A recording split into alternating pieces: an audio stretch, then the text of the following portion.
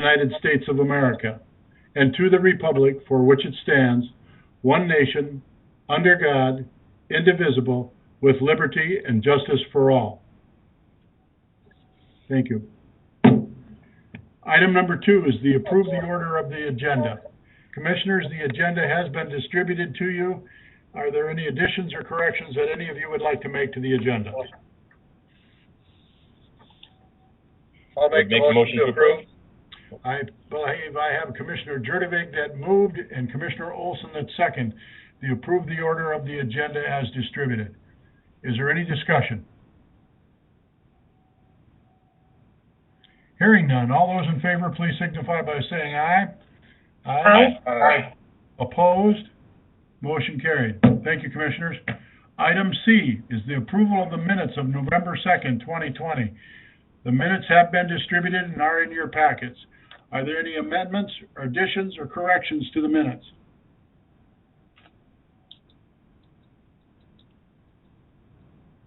I'll make the motion to approve the minutes. Commissioner Olson moves to approve the minutes as of November 2nd. Is there a second? Second. Commissioner Jurdevig seconds. Been moved and seconded to approve the minutes of November 2nd. Any further, is there any discussion on the? Hearing none. All those in favor, please signify by saying aye. Aye. Aye. Opposed? Motion carried. Building permits have been distributed and sent out to you. Is there any additions or corrections to the building permit report? I'll make a motion to approve. Thank you, Commissioner George. Is there a second, please? Second. Commissioner Jurdevig seconds. Been moved and seconded to accept the building department's activity report dated 11/16. Is there any discussion? Hearing none. All those in favor, please signify by saying aye. Aye. Aye. Opposed? Motion carried. Thank you, Commissioners. Next order of business is the consent agenda. It has been distributed. It was in your packages.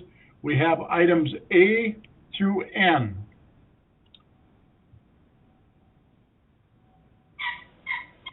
Any discussion on those, Commissioners? I'll make the motion to approve the consent agenda. Thank you, Commissioner Olson. Is there a second, please? Second. Commissioner George seconds. Been moved and seconded to approve the consent agenda as items A through N as distributed. Is there any further discussion? Hearing none. All those in favor, please signify by saying aye. Aye. Aye. Aye. Aye. Opposed? Motion carried. Thank you. Moving on to the regular agenda. First item on the regular agenda is the approval of the conditional use permit located at 2200 Shiloh Street, Lot 1, Block 1 of Shiloh 2nd Edition. Mr. Solberg. Thank you, Your Honor. We received this application to accommodate an increase in institutional signage for a church within a residentially zoned district. The applicant here wishes to add an approximate 25 square foot sign to an existing 123 square foot sign that was previously approved as a conditional use permit. This added sign will be for daycare services that are provided at the church. The existing sign was approved in 2005. This increase does require an amended conditional use permit. With reference to criteria we use for granting a conditional use permit, staff finds no concerns, so long as there are no concerns of compatibility with the neighboring property owners. Property owners within 350 feet were notified. No concerns were noted. At their November 10th, 2020 meeting, the Planning and Zoning Commission held a public hearing and reviewed the application and are hereby forwarding their recommendation for approval with the conditions as noted in the staff report provided to you. With that, I'm available for any questions. Thank you. Thank you, Mr. Solberg. Are there any questions of Mr. Solberg regarding the approval of a conditional use permit for Shiloh Church? Summit Church located in Shiloh. It used to be called Shiloh Church. I would make a motion to approve. Thank you, Commissioner Jurdevig. Is there a second, please? I'll second the motion. Commissioner Olson seconds. Been moved and seconded to approve the conditional use permit located at 2200 Shiloh Street, Lot 1, Block 1, on Shiloh 2nd Edition for Summit Church. Is there any further discussion? Is there any further discussion? Hearing none. All those in favor, please signify by saying aye. Aye? Aye. Aye. Aye. Opposed? Motion carried. Thank you. Next item on the regular agenda, item number 2, is to approve the installation of the census flexnet AMI system, contracting with Core and Main, install the system and meters. Mr. Anvick, Director of Public Works. Good evening, Commission President and Commissioners. I'd like to just share my screen. Oh, I guess I can't. There we go. I'll go ahead and share my screen real quick here. And just kind of start this. We're really excited to bring this project to you with this AMI meter system project. And this is just kind of a bunch of factors came together on why we want to move to these meters right now. As you know, the city has been growing for the last 20 years, and with that growth, we have a lot of meters that are becoming now 15 and 20 years old. And in the next 5 years, we're going to have to replace about 7,000 meters. With that coming up, and we knew this was coming, now would be the perfect time to move to an AMI system.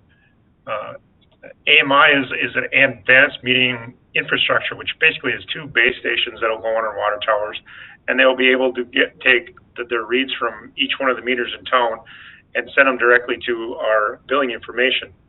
And this is a 2-way system, so we can actually get information and send information to the meters at the same time. This will speed up the information and the reading that we will get from those meters. Kind of how did we get to this point? In February and March of this year, we kind of solicited quotes from 4 vendors around the area, and just to get the prices to make sure this system would be able to move forward and would be cost effective to do so. When we found out that worked, we kind of sent out for the formal RFP. We got 4 quotes back from that. We brought the top 3 vendors in, and they did a presentation on what their demonstration and presentation of their products. And the selection committee unanimously selected Census as the provider we'd like to move forward with. Just kind of a project overview. We want to replace 9,000 meters and endpoints, and 1,000 of these would be a remote shut-off meter as well. Census would bring in a contractor. They would handle all the installation of the meters and the endpoints. They'd also install 2 base stations, one on our 40th Avenue tower and one on our 12th Avenue water tower. This system would also come with customer portal and analytics, so this would get some of the information and the meter usage available to our residents at the click of a button. The total cost of this project would be about $2.8 million. The majority of this cost would be the meters and endpoints themselves. And there'd also be about an annual cost of about $25,000 per year. Why we chose Census, there's less infrastructure with their system to maintain. It's only 2 base stations. There is an ability to leverage this system to use it in other applications, as maybe some river sensors, being able to monitor some of our lift stations through this system as well. It had a very good warranty. It's got a 15-year full replacement warranty. If the meter fails on year 14, we get a brand new meter with another 15 years of warranty. The iPearl and Ally meters that we'd like to go with send quite a few alerts to either the customer portal or our analytics, going back to our billing software as well, in case there's something wrong with the meter or if there's low pressure or temperature out there. There's easy to use analytics, and right now we get our readings basically once a month. With this system, we'd be able to get our readings basically every 5 minutes if we wanted to. Census had the lowest annual fee. They have a local vendor who is shown to stand by their product in town. This is just an example of a customer portal that the customers will be able to log in and see. This would be very helpful for those who are doing lawn watering. They'd be able to see exactly how much water their usage. If somebody had a large bill, they'd be able to go on and check and see, if there was something going on with their meter, or if they had a leak in their house. This is where alerts would show up. They would be able to set an alert saying if there was continuous usage, that would show that they had a leak in their house. We had a few options that we could use for the installation. One option would be to just do everything in one single phase and go in there and try and get it all done within 1 year to get all 9,000 meters installed and completely switch over in that first year. We also could do a phased approach over a 2 to 3 year period, and then there would be option 3 where we could only replace some meters that could be retrofitted. We spoke with 3 different communities that have done this. Every one of them said the best approach would be option 1, is just to get it done in 1 year, and that way you can get the best or the most out of your system in a short amount of time. And just our recommendation for this is that the commission themselves would approve going with the census meters through Core and Main with the iPearl meters, which are no moving parts meter, and they have a 20-year guarantee for accuracy. And this project would be financed over a 10 to 15-year period through a loan, but being paid back through the water utility. And one of the best parts of this is we can add this service to our residents at no additional cost. There would be no additional fees. There would be no raise in rates to do this. This was part of the rate study that went through earlier this year. When they were doing the rate study, they looked at this, and this is as more of a maintenance type of project within the utility that we would have to replace these meters anyway within the next 5 years. It is kind of a large cost up front, but this is the best way to go through and get that new technology and get the best use out of this and get that information into the hands of our residents. Now I guess if there's any questions, I'll pause and have any questions or answer any questions you may have. Thank you, Mr. Anvik. Questions for Mr. Anvik? Not any questions, but just a couple of comments. I was part of that selection committee and listening to them, the 3 different presentations, and this company basically developed the technology. And, there is that annual cost, but that updates all of the software and everything like that. So even if we went with a different company, there would be a higher cost because they have to employ a third-party vendor. So that's one of the reasons we went this way. And another part is there's no moving parts to this, and the other is the full 15-year warranty. The other companies, if a meter failed on year 14, the new one would only get 1 year of warranty. And if we delayed the installation, well, if we would buy this today, that's when the warranty starts. So if it takes 3-4 years to put it into everybody's houses, we've already lost those 2 to 3 or 4 years of warranty because it's sitting on a shelf somewhere.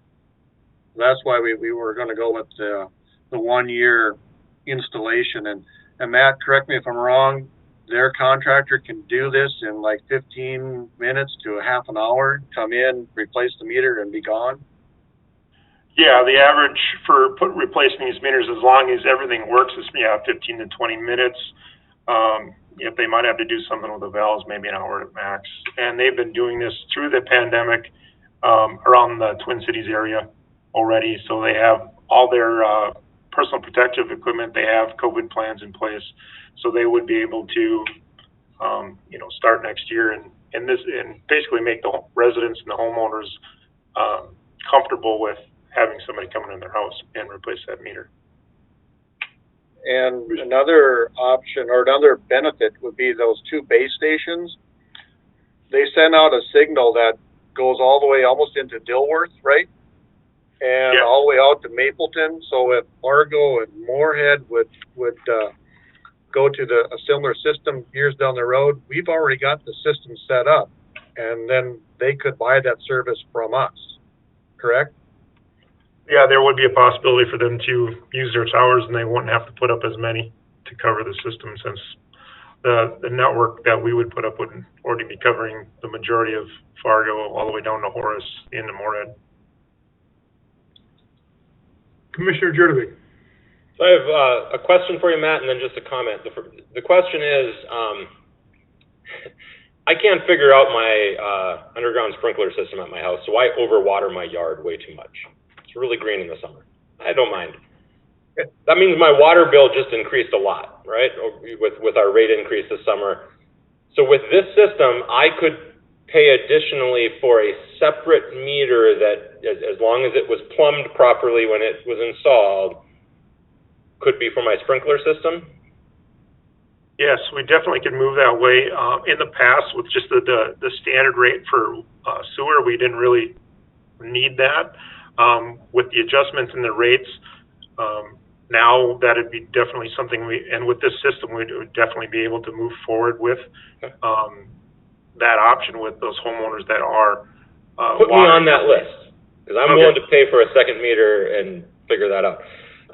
Second thing is just a comment. You know, I love the fact that this provides information to homeowners to be able to monitor their water usage. I also do believe this is a time where, as a city, we should be working with the various departments and our IT department to look at trying to create more of a community portal. So it's not just about water usage in that portal, which is awesome, but maybe a portal where I can also pay my utility bill, where I can sign up for the sump pump fee, where I can do numerous things and interact with the city through that portal. Because this is going to elevate one piece of what we deliver for our residents quite a bit in terms of a website where they can see how much water they're using and see a ton of data. I think we should look at expanding upon that and how we bring other city services into a web-based interface for our residents. But that's more of just a comment, and I don't expect any real action on that tonight. But this is part of something we were looking at with finance and the billing system. To get to that point is that's where we want to go with for that customer experience for the residents, for the ease, kind of a single sign-on to try and get to where they can view all of their city services in one spot. And that's what we're going for, and this is kind of that first step to get there. that would be exciting. Commissioner George. Hi, yeah, I just have a quick comment as well. I actually think it's pretty exciting to be leaders in the technology arena in public works with this project. I'm pretty excited about it. I think we did a great job with this project, and I think this will be really good for our city. It's a project that needs to be done anyway, and to be able to do this level and not raise rates on our residents, I think is really, really cool, and I hope to see it move forward.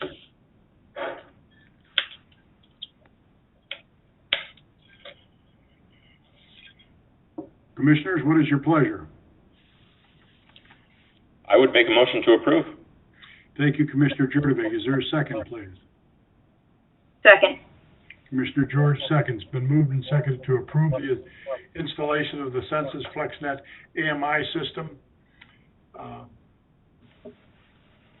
Is there any further discussion?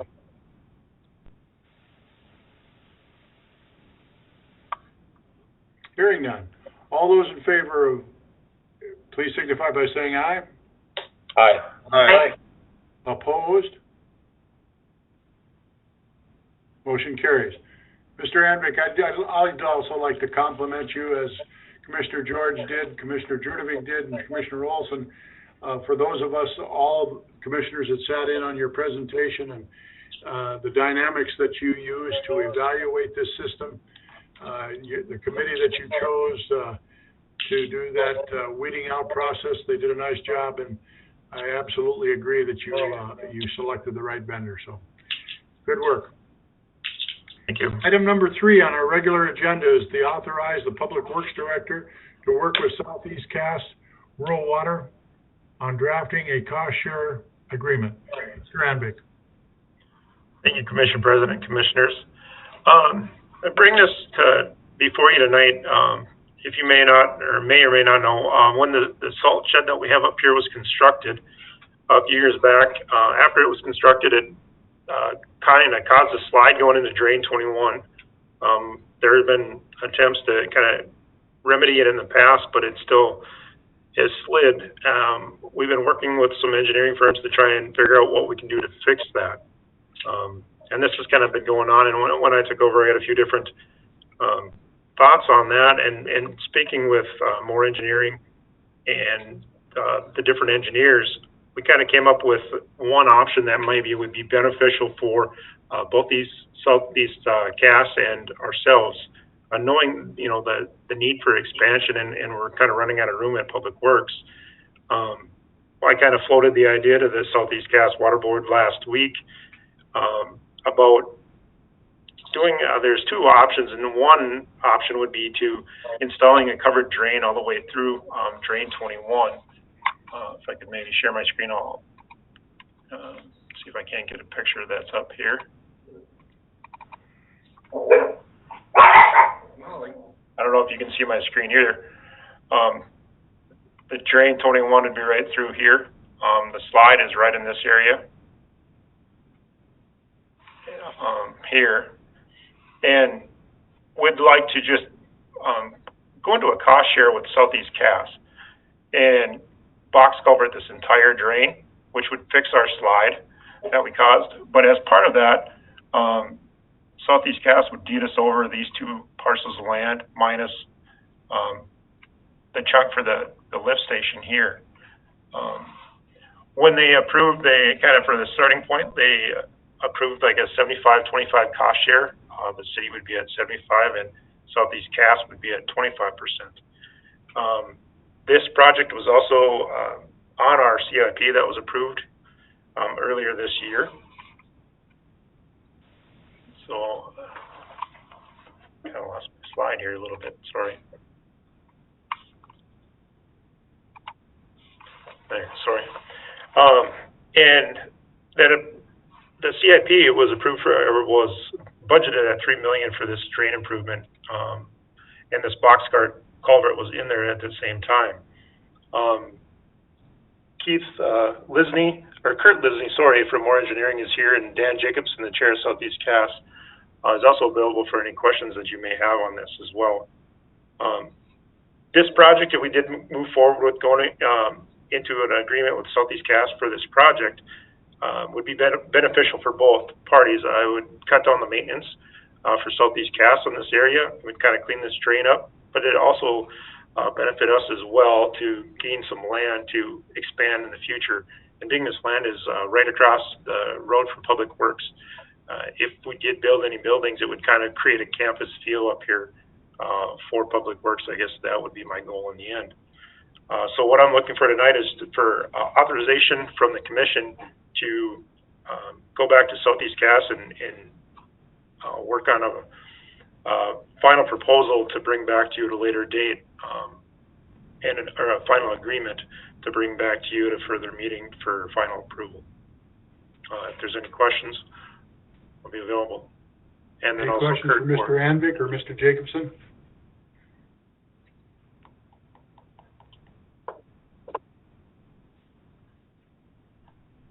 Commissioner Simmons, you should unmute yourself. I did that so you wouldn't have to hear my dog. When you talk about, Matt, when you talk about the percentage, 75% to the city, how much are we talking? The original estimate that was done over a year ago from More Engineering was about $1.8 million to do the whole thing. Our at 75% would be about $1.3 million to do that. So, you know, I just want to remind the commission, when we approved that CIP, it didn't say that we're approving every project that comes before us. It said that we were going to take them on a case by case, and if the money was there. Where would you get this money from? Matt? One option when I was talking with finance would be, capital improvement sales tax that we could use for that. I guess I do have some concerns again with that, because it seems everything, all the money we're spending comes out of capital improvement or infrastructure tax or economic development, and we seem to be spending a lot of money that we never budgeted this year at all. So I would be concerned about that, the financing this. If I could ask a question, though, that kind of builds on that, because I mean, I agree with your comments, Commissioner Simmons. What is the cost of repairing the slide that has happened with the building project that we've done? The cost to just repair that, if we were gonna cover that with the box cover, which would be up to, the drain 21 would be about 900,000. So if I'm understanding that correctly, we'd be on the hook for 900,000 to fix the problem anyways. Correct. And then for another 500,000, we'd just completely do the drain, on our portion. And then plus we would get that extra, 2 parcels of land as that as well. Mr. Anvic, when you referenced the CIP, and it was one of the designated projects, what was it designated for 2021? I believe so, yes. Okay. And at what dollar amount, the box covered amount? It was designated for about $3 million for that. 3 million, okay. Yep. I know Dustin could maybe chime in on the CIP a little bit as well too. Yes, Commissioner President, if I may. Can you hear me? Just barely.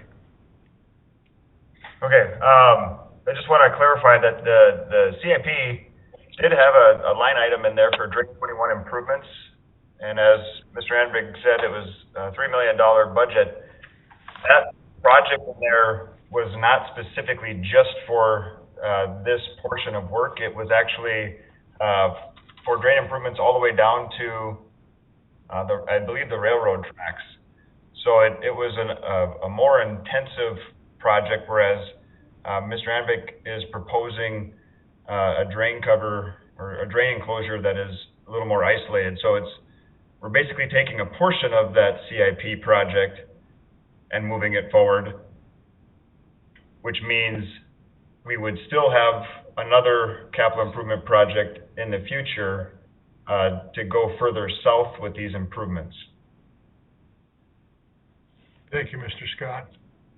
Additional questions for the gentleman? I just have one. Commissioner Olson. The Drain 21, we're responsible for all the maintenance on that, even though it's Southeast Cass? I'm just curious as to why we're spending the money to improve it. Southeast Cass is they're responsible for the maintenance on it currently.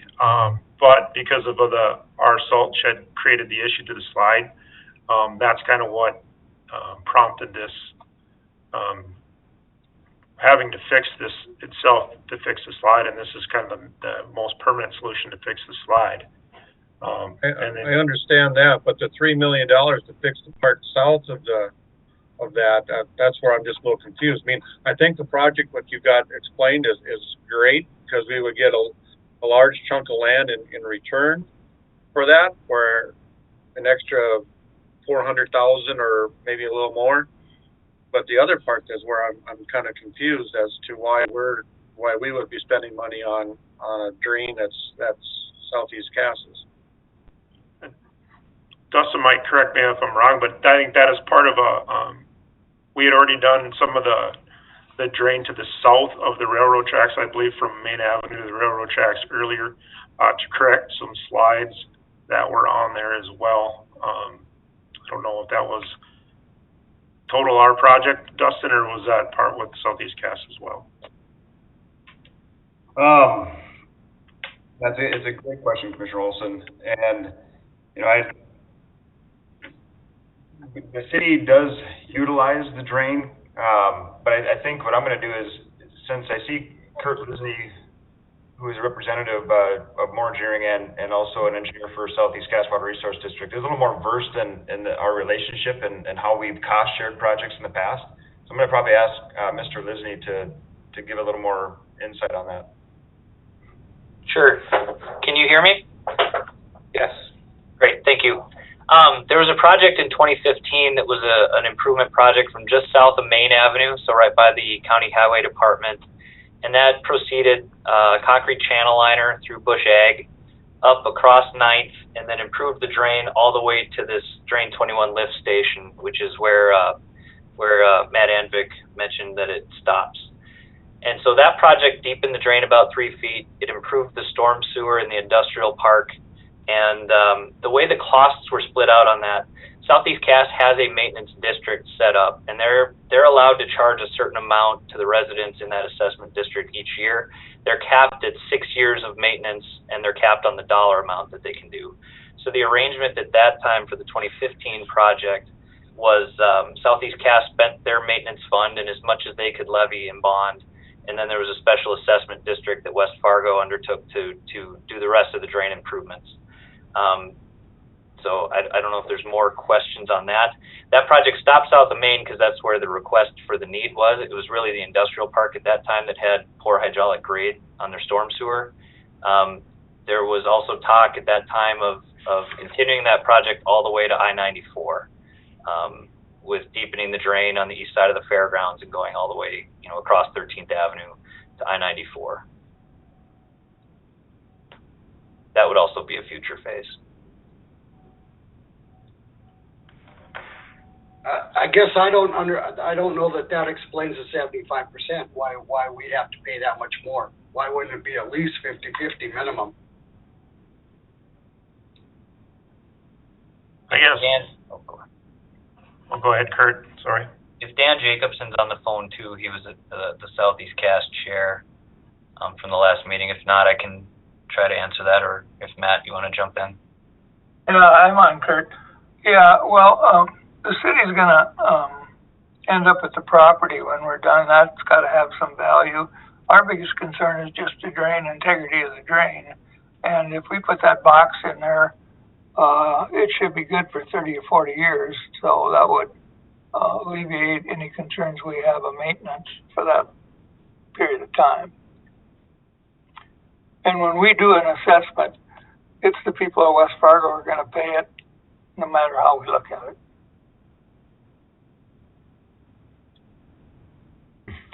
Thank you, Mr. Jacobson. Thank you, Mr. Lisney. Any additional questions?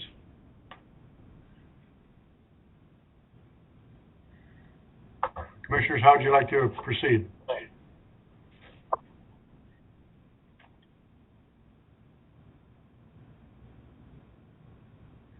Mr. Anvik, do you have a hard recommendation which you'd like us to do?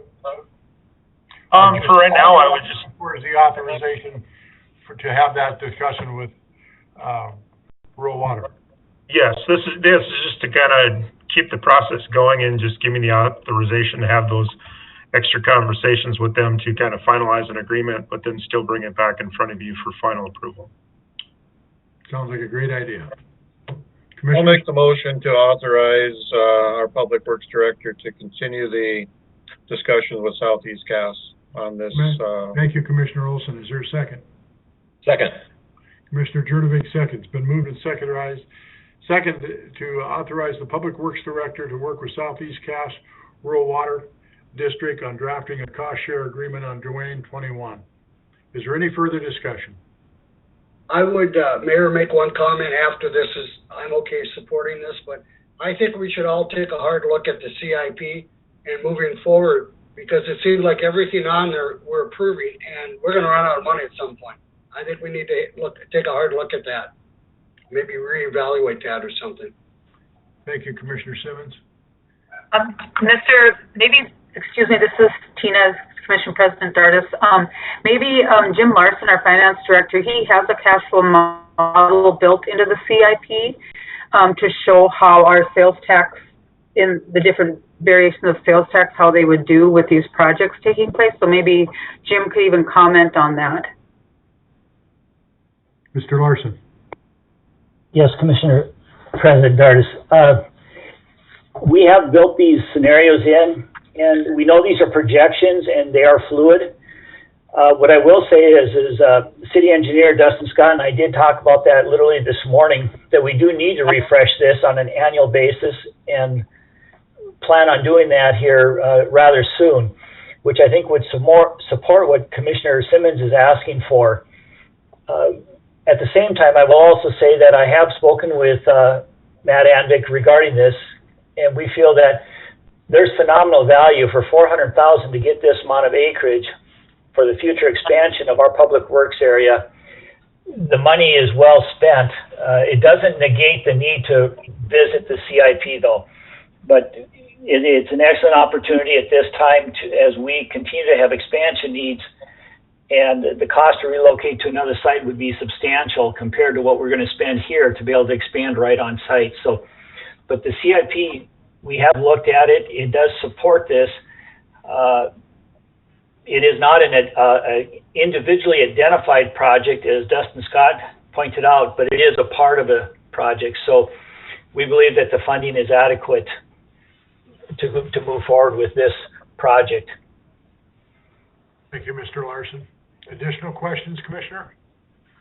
Just one comment, Mayor. I don't think, as Commissioner Olson said, I'm not concerned with what we're doing now. I'm more concerned with the future projects that we're talking about, you know, as far as this same water issue going south or whatever. That's what I was referring to. Thank you, Commissioner Simmons.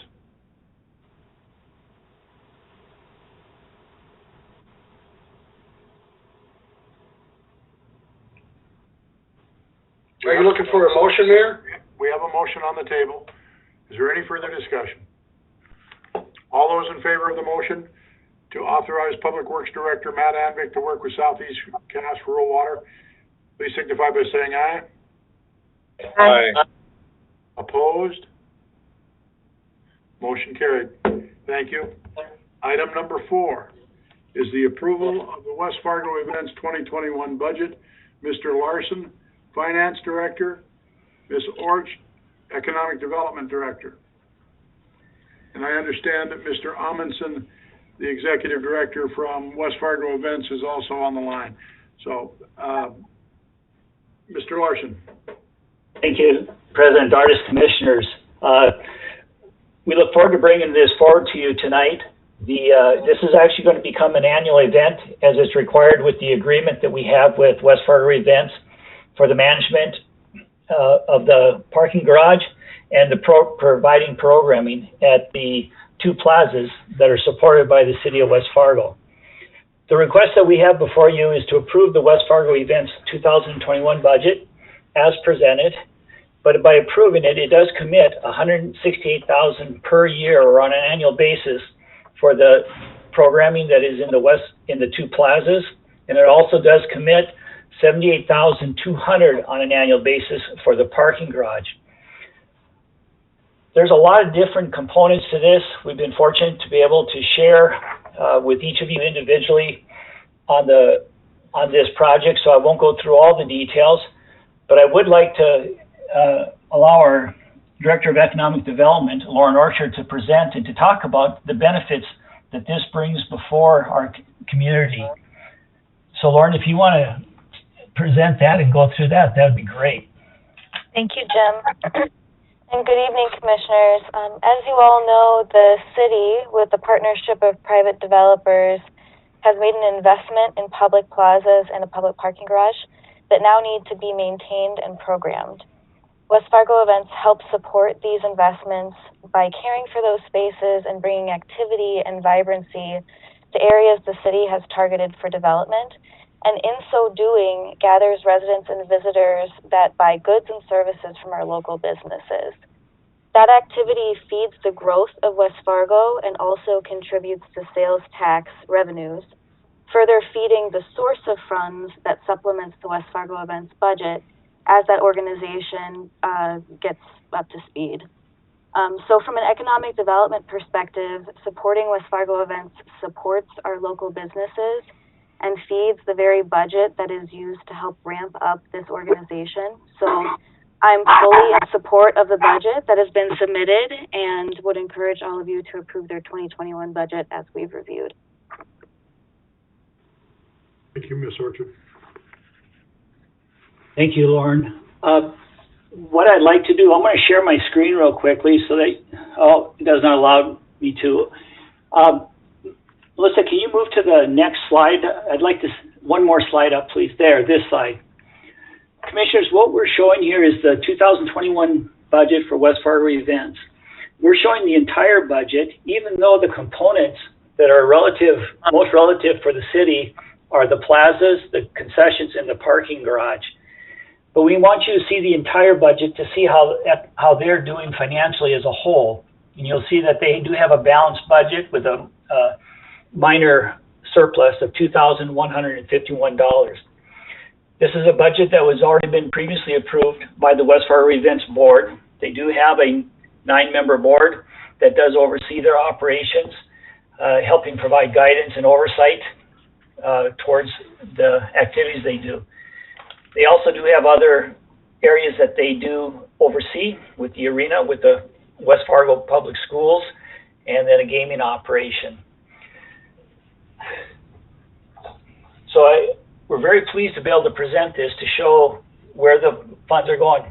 I will also state that the amounts that we might have shown you in prior presentations for the parking garage, it originally had a dollar amount of $8,600 per month. We've been able to reduce that support down to $6,516.66, or a reduction on an annual basis of $25,000. We were able to identify some expenses that we could reduce that would be an actual cost reduction to the operations of the parking garage. The other component that I want to make sure that we do clearly identify is that the support for these two operations, the plazas and the parking garage, do not come from any property taxes or taxes from our within the community. These are solely supported through sales tax that was voted on a few years back. There are also additional CAM fees that are provided by the surrounding buildings that have been constructed around there to help support the operations of the plazas and the parking garage. So while we're showing a gross cost that we will, or funds that we will expend towards the West Fargo events, the city also receives funds from these areas to offset these costs, reducing them. We did present some projections going out to 2025 for both the parking garage and the plazas. And with that, you can see the net costs or the net annual allocation of economic development sales tax for these two operations. With that, we would be glad to stand for any questions regarding the request or the benefits. Thank you, Mr. Larson. Thank you, Ms. Orchard. Are there any questions? I would have a question. Commissioner Jurdevig. Jim, you and I have spent a lot of time talking about this, so I think I know the answer to this, but I just want to ask one question. The amount that the city is contributing from our sales tax on a monthly basis in 2021 will be more, less, or the same as it was in 2020? It will be the same for the plazas operation, for the programming, and it will be less for the parking garage. So all up, what you're contributing from a city is less in 2021 on a monthly basis than it is in 2020? That is correct. Yes, sir. Then I believe we are moving in the right direction, and I hope that next year when I ask you that same question, the answer is the same. I would agree. Great question, Commissioner Jurdevig.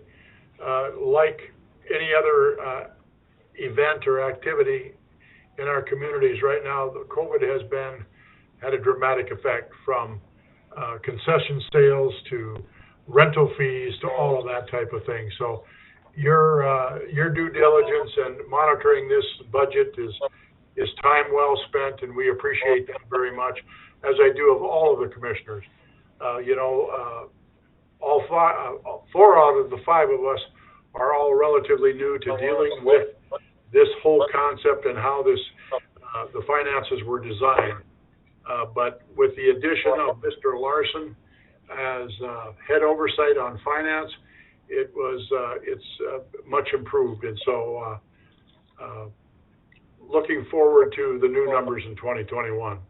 But again, with all the shortfalls in some of those potential revenue streams that we have, it's not as quick as we'd all like it, but it's getting much better. So thank you for your due diligence on this. Do we have a motion, or what is the pleasure of the commission with regard to the West Fargo Events 2021 budget? I'd make a motion to approve. Thank you. That was Commissioner Simmons? Yes. Thank you, sir. Is there a second, please? Second. Commissioner George seconds. Been moved and seconded to approve the West Fargo Events 2021 budget. Is there any further discussion? Just a comment, Mayor. Please. I'm glad that there could be some cost savings in the management of the parking garage, Jim. I would also like to make a comment, Mayor. Please, Commissioner Simmons. Thank you. I think as you all well aware, both me and the mayor have been very involved in this, and I would be, first of all, remiss if I did not thank Jim for the hard work he's done, and Tina in my comments. But I'm very confident in the years to come that you will see this with the new cams coming on and the events that we're going to have. You will see those numbers decrease much more than they are. So, Eric, I hope not only next year, I hope we can really show you, but even the following years, I think we're going to do even better. So, thank you for supporting this, all of you. I'll keep voting for it as long as the numbers keep going down. Okay, thank you. Is that recorded? Commissioners. I should put a caveat on that, I suppose, but I'll let it stand. We have a motion on the table. All those in favor, please signify by saying aye. Aye. Aye. Opposed? Motion carried. Thank you, Commissioners. Item number 5 is to review the new requirements for businesses, gatherings, and masks from the state of North Dakota. We have, this is a kind of a joint venture. I'm calling on Melissa Richards to begin with, and I understand that Mr. Shockley and Chief Otterness, the Chief of Police Otterness, will also have some input on this. So, Melissa Richards, Director of Communication. Thank you, Commission President Dardis. As you stated, I'm going to give a brief overview of the activities that occurred on Friday night through Governor Burgum, and then allow Chief Otterness and John Shockley to provide some further details about how we will see these orders enacted within our community. So Friday night, Governor Burgum made a major announcement, and this announcement was made and these actions were made for 3 reasons that he highlighted, and that was to protect the vulnerable population, which we know almost 2/3 of North Dakotans have a pre-existing condition, so there's a large swath of the state that would fall under. To ensure hospital capacity, that has been a major concern. In the last month, I checked the stats today, and we are about at 10% of staffed beds available throughout the state of North Dakota. And that's not just COVID beds or ICUs, that's all beds available in the state of North Dakota. We're at 10%. And then, of course, what we talk about a lot is keeping schools and the economy open and really avoiding that second shutdown. So for those reasons, he made the announcement that the state health officer had issued an executive order requiring face coverings to be worn in indoor businesses and indoor public settings, as well as outdoor public settings where physical distancing isn't possible. This order went into place Saturday, and will go through December 13th. There are some exemptions to this order, including children under 5, individuals with a medical or mental health condition or a disability that makes it unreasonable to wear a mask, or religious services. I also wanted to underscore for the public that it is not a requirement that somebody demonstrates or provides medical confirmation of their disability if they choose not to wear a mask. So there's no requirement to show any documentation or anything like that. The second order that Governor Burgum put in place had to do with bars and restaurants. So we are now in a situation where bars, restaurants, and food service establishments are limited to 50% of their licensed seated capacity, not to exceed 150 patrons, and that they're also to close to in-person service between the hours of 10 p.m. and 4 a.m. I also want to note that when he made his announcement, Burgum also noted a $54 million fund for the Hospitality Economic Resiliency Grant Program that's opening up for members of the hospitality industry that have been impacted by COVID. And there's a webinar that will be held tomorrow at 10 a.m., I believe it is. The information's on our website. If anyone wants, if there are members of the hospitality industry that are watching, please make sure to watch that webinar to find out about how to access those grants. In this request, he also adjusted the percent for banquet, ballroom, and event venues to 25%, not to exceed their new capacity limits. And those limits are a little extensive, and they're posted on the North Dakota Smart Restart website. So I encourage everyone to go out and check that out. And then also for he put a pause on playoff championship, he put a pause on different winter sports and extracurricular activities, but the championships and performance events that are scheduled in November are still allowed to go on. So that's what Governor Burgum announced on Friday. Again, this is all to help protect our vulnerable population, ensure that the hospitals have capacity to to treat patients regardless of what they're showing up with, and again, to keep the economy and schools open. And with that, I'll turn it over to Police Chief Dennis Otterness to talk a little bit more about enforcement. Thanks, Melissa. President Dardis, members of the commission, I appreciate the opportunity to present in front of you tonight and just give you a little bit of an indication of how the police department plans to respond to any complaints, I guess. So I'm happy to report that over the weekend, after the announcement, we did not have a real significant increase in calls for service based on any complaints. So, and really our response is going to be largely complaint driven.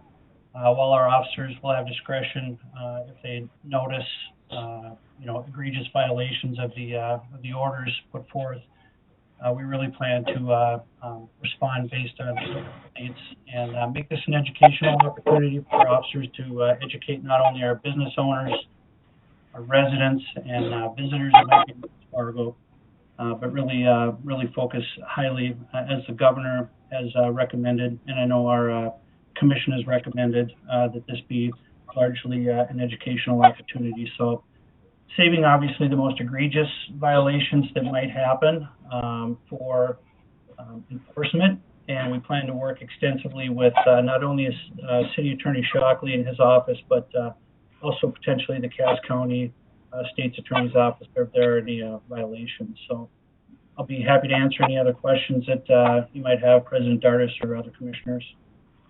Any questions for Chief Otterness?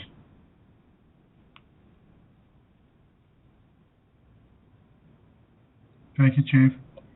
Any questions for Ms. Richard? And I would like to invite City Attorney Shockley to talk a little bit about his recommendations for easing the public into these new requirements. Mr. Shockley, please. Thank you, Mr. Commission President. Just briefly, our intent, as the police chief has indicated, is to really educate first rather than issue citations. We have been in contact, the city attorney's office has been in contact with the Cass County Attorney's Office, State's Attorney's Office, regarding potential prosecution either in district court or in municipal court. However, I want to emphasize that our goal is always to achieve education and cooperation before we would proceed with any type of prosecution. Our intent the first week is if there is a complaint, our office would review it to determine whether or not we should proceed with the prosecution. And the second week, we would be looking to, if people still aren't in compliance, we may begin referring more citations, but hopefully everybody will come into compliance. We're also working with the city and sending out notices to the different liquor license holders to make sure that they are aware of the new rules, and once again to try to educate rather than issue citations. That's our goal in this, is to gain cooperation without having to issue citations or prosecute somebody in court. That said, if there's somebody who is purposely and intentionally violating the governor's order, and that's after education, there is an opportunity that we could issue citations or prosecute them. Thank you, Mr. Shockley. Are there any questions for Mr. Shockley from the commission? And then I did just want to share as a follow-up, I distributed the initial notification to that liquor license list on Saturday, and largely the feedback or questions we got back indicated to me that our local business owners are committed to making sure they're following the guidelines correctly. Some are looking for just a little bit of interpretation on what was in the executive order, but from what I saw, very dedicated to making sure that the order is followed and that they're being part of the solution to protect the community. Thank you, Ms. Richard. I've been in communication with 3 different business owners, and I would agree completely with Ms. Richard's assessment of that. There's little clarification, but they seem very committed. Two stand out that were absolutely outstanding of what they've done to protect their staff as well as their patrons. So we should all be proud of those folks. As we continue to move forward on this, I hope that the public continues to support these businesses in any manner that they possibly can, and to Chief Otterness and to Mr. Shockley, our city attorney. I can't tell you how very much I appreciate your guidance and counsel on this issue, because as we all know, businesses are suffering. Their patron count is down, their revenues are down, their wait staff and bartenders aren't making as much tips and all of those things. And the last thing they need to do is hire another attorney to fight a criminal case and to go to court and to take days off from work and all of that type of thing. So again, this is an appeal to the public to follow all of the protocols that have been outlined by the governor, that have been distributed to the public, and help us help you get through this. So there's no action item on this particular item. Ms. Richards, do you have anything additional for us? The only other item, and again, we don't have this as an action item, so I'm not sure if it's appropriate to bring up now, but if you wanted to take a look at the new mask strategy that was put into place and see if this overrides that and would need to be suspended or something else. Mr. Shockley, I'd ask for your guidance on that. So the governor's order specifically talks about that the local requirements and local ordinances can't be less than what the governor's orders are, but you can certainly be more. So the intent is that it would supplement the city's mask strategy. The two really aren't in conflict, because we follow a lot of the governor's guidance already, and our mask strategy suggests that everybody should wear masks, fairly consistent with the governor's order. Ours, of course, does not include the penalty provision that the governor's does, and so I don't see the two as in conflict. They can certainly work together, and you wouldn't necessarily have to repeal your new mask strategy. You could certainly keep that in place until the council or commission decides to repeal it. Commissioners, your input, please. I have a question. Commissioner Olson. The new governor's mandate lifts changes the maximum capacity to 50% of the seating capacity in bars and restaurants. And what you've got on the screen right there, ours limits them to 25% with a cap of 50. So I can see where there's some confusion there as to which one takes precedence.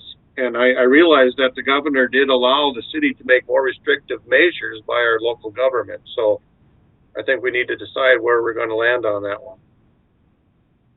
One of the things I would bring up, Commissioner, is that ours is not a mandate. Ours is just a highly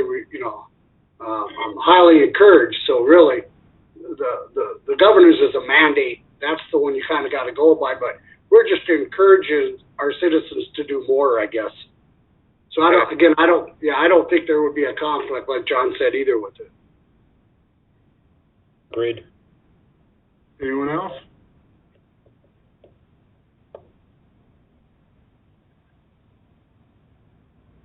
Well, if somebody would like to rescind the mass strategy, you'd have to make a motion. At this point in time, I'm going to take the counsel of Mr. Shockley that they're not in conflict. If that meets your approval of consensus, then we'll just move forward. It does. But I would certainly entertain a motion if one of you feels inclined to do that. All right. Nothing else? Item number 6, construction report. Mr. Scott. Really have nothing to report, Commissioner President Dardis, but I can certainly answer questions if there are any. Any questions of Mr. Scott? Commissioners? The sidewalk repair projects, how are they, or whatever that cement work we authorized last time, their work going ahead as planned? The sidewalk project, are you talking about or are you referring to the concrete pavement repair project that we had going on? Yeah. That one. Sounds like that's the nod I got. Yep, the concrete repair. Okay. Yep, we've pretty much completed all of the repair sites that we were contracted to do. It sounds like we will come in just a tad under the budget. If you recall, our contract was established at about $215,000, and so we think we've got all the repairs done, and after measuring final quantities, we're thinking we're going to be around $200,000. So project went really well, although we had some lane closures and some traffic disruptions. None of it was for very long, and we were able to work through those scenarios, and so I thought it was a very good project, and we're already coordinating next year's project with Public Works. So,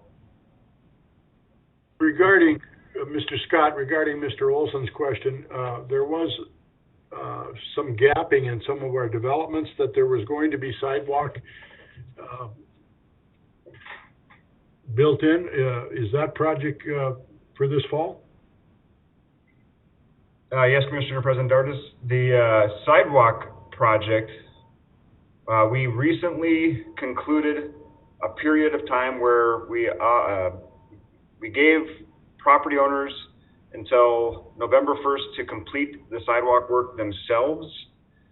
At this point in time, we are conducting a final inventory of any properties that chose to construct a sidewalk and finalizing our list so that we can move into design and final cost estimating.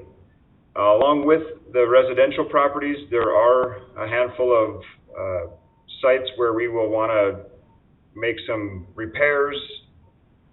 Typically, those are on larger bike path areas where we maintain those corridors. So we're going to work with Public Works on some of that work, some of those sites, and make a final determination on which properties to proceed with.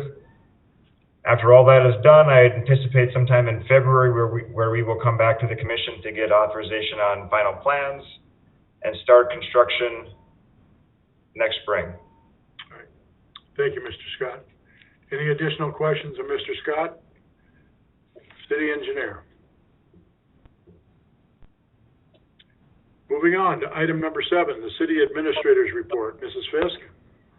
Thank you, President Dardis. I really don't have a whole lot to report. We're just trying to keep all of our employees safe and COVID-free and keep the city running. All the departments are handling all the absences of employees extremely well. Things are getting done. People are getting taken care of. So unless you have questions for me, I really don't have anything to report other than we're just moving along.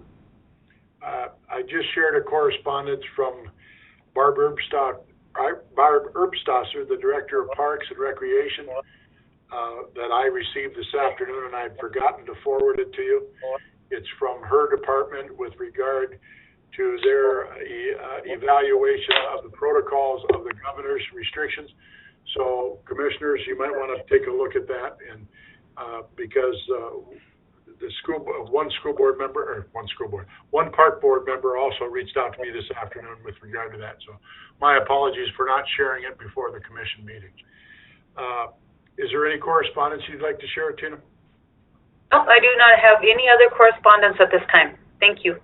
All right. Do any of the other commissioners have any non-agenda items that they'd like to bring forward at this time? I have one, if I may, and that is, again, dealing with this COVID situation that we're dealing with, and what our businesses are dealing with in our community. This Small Business Saturday is coming up again. And so whereas West Fargo, North Dakota celebrates our local small businesses and the contributions they make to our local economy and community, and whereas according to the United States Small Business Administration, there are 30.7 million small businesses in the United States that represent 99.7% of all firms with paid employees in the United States and are responsible for 64.9% of net new jobs created from 2000 to 2018. And whereas 3/4 of the U.S. consumers are currently looking for ways to shop small and support their community during COVID-19 pandemic, whether by online shopping or visiting stores who adhere to public health recommendations to slow the spread, and whereas 96% of the consumers who shopped on Small Business Saturday agree that shopping at small, independently owned businesses supports their commitment to making purchases that have a positive social, economic, and environmental impact, and 97% of the consumers who shopped on Small Business Saturday agree that small businesses are essential to their community. And whereas 95% of the consumers who shopped on Small Business Saturday reported the day makes them want to shop or eat at small, independently owned businesses all year long, not just during the holiday season. And whereas West Fargo, North Dakota supports our local businesses that create jobs, boost our local economy, and preserve our communities. And whereas advocacy groups as well as public and private organizations across the country have endorsed the Saturday after Thanksgiving as Small Business Saturday. Therefore, be it resolved, I, Bernie Dardis, Commission President of West Fargo, North Dakota, do hereby proclaim Saturday, November 28, 2020, as Small Business Saturday. And I urge the residents of our community to support small business and merchants safely today and throughout the year. And in particular, in 2020, I beseech you to reach out to these small businesses and use their services. Thank you. Anybody else have any non-agenda item they'd like to bring forward? Hearing none, Commissioner Simmons. I'll make a motion to close up shop. I forget. Adjourn. Commissioner Olson. I'll second the motion. Been moved and seconded. All those in favor signify by a sign of aye. Aye. Aye. Opposed? Motion carries. Thank you, everyone. Have a great evening. Stay safe and healthy. Thank you for your time. Thank you. Good night.